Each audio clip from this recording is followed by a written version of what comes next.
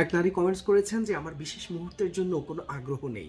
এটার জন্য ৪টি বিষয় বলবো যে এই ৪টি যদি অস্বাভাবিক হয় তাহলে এই কারণে হয়েছে।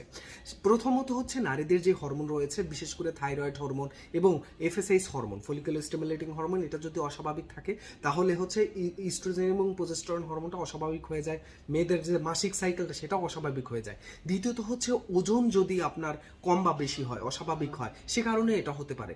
তৃতীয়ত হচ্ছে আপনার হাজব্যান্ড এবং ওয়াইফের ভিতরে যে মনের মিলটা রয়েছে, সেই মনের মিল যদি সঠিকভাবে না থাকে, তাদের প্রতি যদি একজনের প্রতি আরেকজনের আন্তরিকতা না থাকে, ভালোবাসা না থাকে। তৃতীয়ত হচ্ছে বিশেষ মুহূর্তের পূর্বে যে ফোর পেলে, যে অন্তরঙ্গ হওয়া, নতুন নতুন ড্রেস পরা, তারপর একটু সাজুগুজু করা, এইগুলো যদি বা স্পর্শকাতর জায়গায় স্পর্শ করা, এগুলো ফোর পেলে যদি করার পরেও বা এই সব কারণ সব কিছু ঠিক থাকার পরেও যদি আপনার এই আগ্রহ না থাকে, তাহলে মনে করতে হবে চিকিৎসা নিতে হবে। আমি এই বিষয়ের উপর চিকিৎসা করতে